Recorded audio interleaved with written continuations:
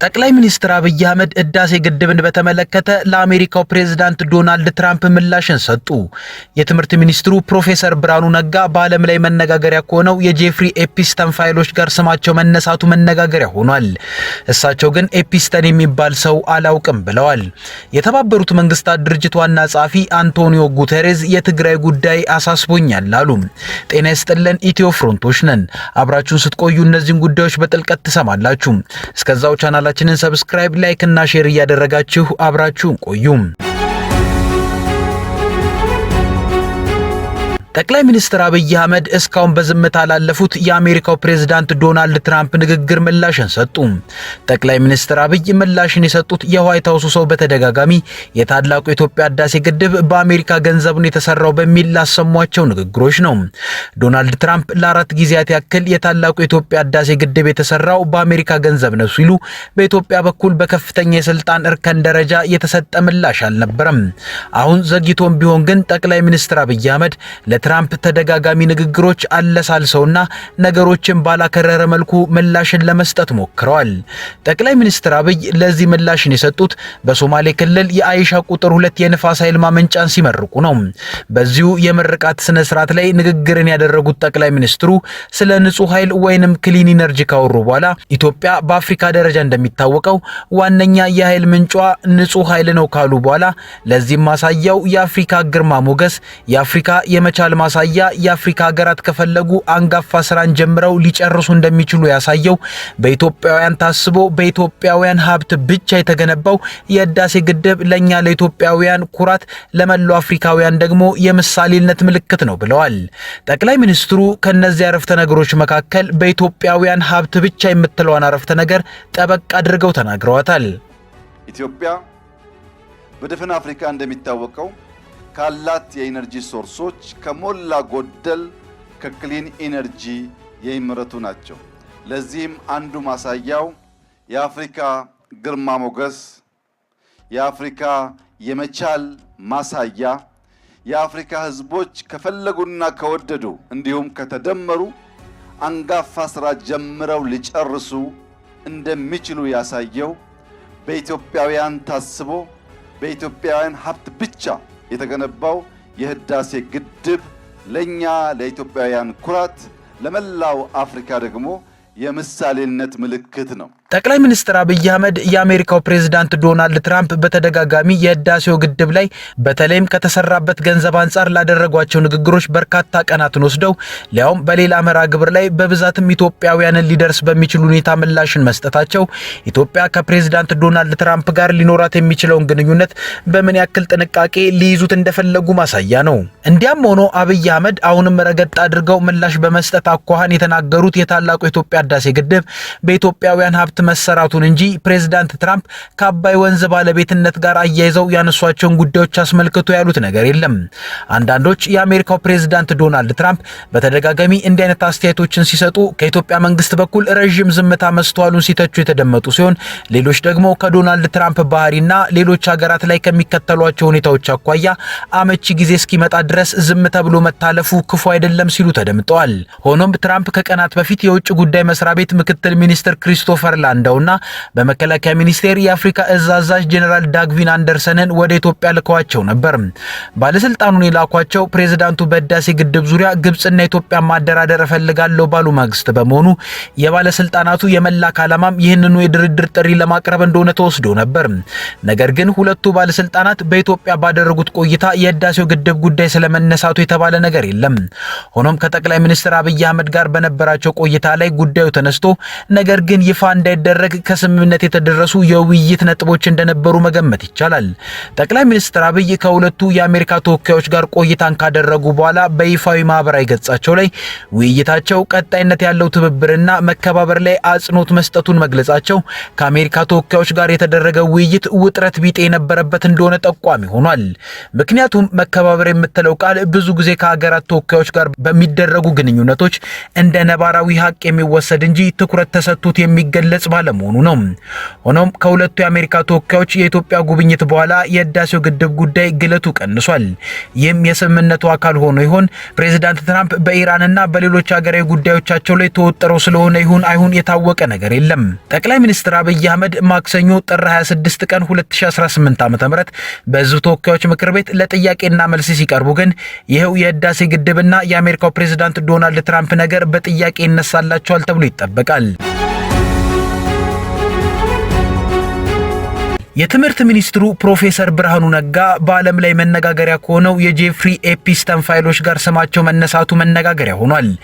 የአሜሪካ የህግ መምሪያ ምክር ቤት ወይንም ኮንግረስ የሟቹ ጄፍሪ ኤፕስታይን ፋይሎች ይፋ ይደረጉ ብሎ ከወሰነ በኋላም በዓለም የተለያዩ እውቅ ግለሰቦች ገበና ያለበት ፋይል ተለቋል።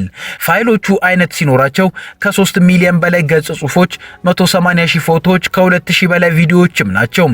እነዚህ አጠቃላይ መረጃዎች ታዲያ በአሜሪካ ፍትህ ሚኒስቴር በኩል ተለቀዋል። ይህ ግለሰብ ከባድ ባለጸጋ የነበረ ሲሆን የጾታ ጥቃትን ህፃናት ላይ ጭምር በመፈጸም ወንጀል ተከሶ እስር ቤት ተወርውሮ ነበር። ነገር ግን ከ7 ዓመታት በፊት በእስር ቤት ህይወቱን እንዳጠፋ ተነግሯል። አሁን ላይ ከዚህ ሰውዬ ጋር ንክኪ ነበራቸው የተባሉ ግለሰቦች መረጃም ነው የወጣው። ከነዚህ ፋይሎች መካከል የቀድሞ የግንቦት 7 ሊቀመንበርና የአሁኑ የትምህርት ሚኒስትሩ ፕሮፌሰር ብርሃኑ ነጋ ጉዳይ ይገኝበታል። የፕሮፌሰር ብርሃኑ ነጋ ፋይልም የኢሜል ልውውጥ ሲሆን ፕሮፌሰር ብርሃኑ በኤርትራ በረሃ ሆነው ለሚመሩት የግንቦት 7 ትግል ድጋፍ እንዲያደርግ ጄፍሪ ኤፕስታይን ተጠይቆ የመለሰው የኢሜል መልስን የተገኘው።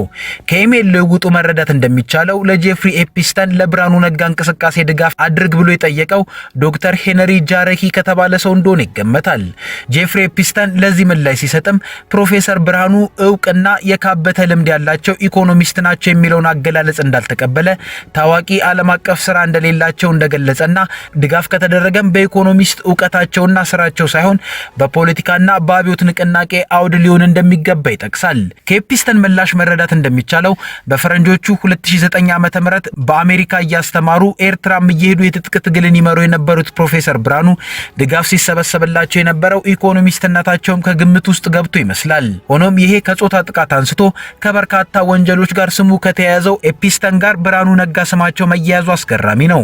መሰረት ሚዲያ ፕሮፌሰር ብርሃኑ ነጋን በዚህ ዙሪያ ምላሽን ጠይቋቸዋል። ፖለቲከኛውና ኢኮኖሚስቱ ፕሮፌሰር ብርሃኑ ከኤፕስታይን ጋር በተያያዘ ስማቸው ተለጥፎ እንዳለ መመልከታቸውን አረጋግጠው ኤፕስታይን የሚባል ሰው አላውቅም የሚል ምላሽን ሰጥተዋል። በማህበራዊ ሚዲያ የሚነዙ አንዳንድ ጽሁፎችን ተመልክቻለሁ፣ ይሁን እንጂ ይህን ሰው እኔ አላውቀውም፣ ምንም ግንኙነትም አልነበረንም ብለዋል። አክለውም እየተሰራጨ ያለው ኢሜል ራሱ ከእሳቸው ጋር ኤፕስታይን ግንኙነት እንደሌለው የሚያሳይ መሆኑን ጠቅሷል። ፕሮፌሰሩ ጋዜጠኞችና አስተያየት ሰጪዎች ያልተረጋገጡ መረጃዎችን ከመጠቀማቸውና ኢሜይሉ ምን እንደሚል ሳይረዱ መረጃ ማጋራት እንደሌለባቸውም አሳስበዋል። የትግራይ ክልልና ፌዴራል መንግስት ጉዳይ ዳግም ያለም አቀፍ ትኩረትን መያዝ ጀምሯል። የተባበሩት መንግስታት ጉዳዩ ወደ ሰፊ ግጭት እንዳይመለስ አስግቶኛል ብሏል። የአውሮፓ ህብረት ውጥረቱን በፍጥነት አርግቡት ሲል፣ እንግሊዝ ደግሞ ዜጎቿ ወደ ትግራይ እንዳይጓዙ አስጠንቅቃለች። ባጠናቀቅነው ሳምንት በጸለምት ወይም ጠለምት አካባቢና ሌሎች አካባቢዎች በፌዴራል መንግስትና በህወሓት ኃይሎች መካከል ተነሳ የተባለው ግጭት በርካቶችን ስጋት ውስጥ ጨምሯል። ከግጭቱ ባሻገር በድሮን ወደ ታገዘ ጥቃት አደገ የተባለው ግጭትም ነገሮች ወደ ባሰ ሁኔታ እየሄዱ ለመሆናቸው አመላካች ተደርጎ ተወስዷል። ይህም ጉዳዩ ዓለም አቀፍ መገናኛ ብዙሃን ሰፊ ትኩረትን እንዲይዙ አድርጓቸዋል። ይህን ተከትሎም ዓለም አቀፍ ተቋማትና ሀገራት ከዚሁ ጉዳይ ጋር የተያዙ ማሳሰቢያዎችንና መልእክቶችን እያስተላለፉ ነው።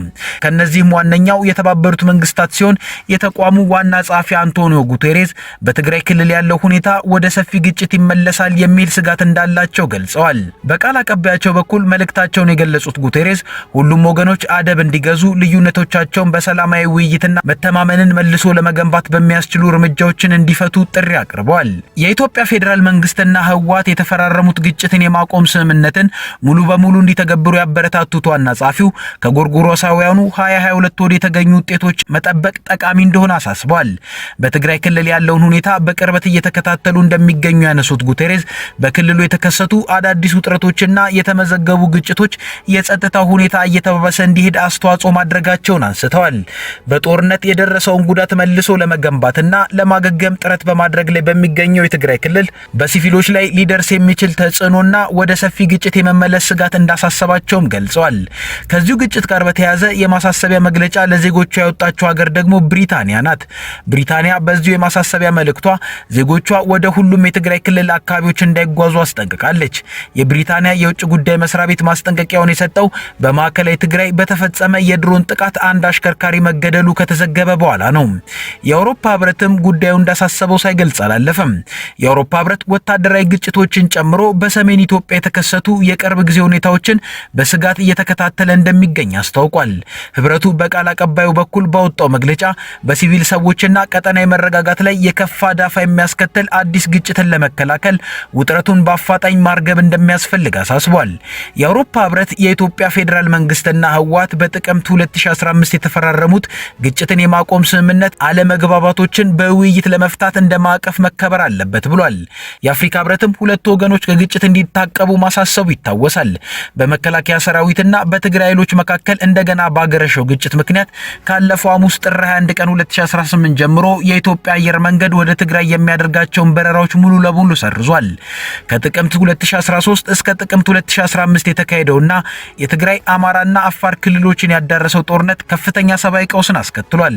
በመከላከያ ሰራዊትና በትግራይ ኃይሎች መካከል ግጭት መቀስቀሱ ከተዘገበ በኋላ ህወሓት ሁሉም ወገኖች አደብ እንዲገዙና ልዩነቶች በውይይት እንዲፈቱ የቀረቡ ጥሪዎችን በበጎ እንደሚቀበል አስታውቆ ነበር።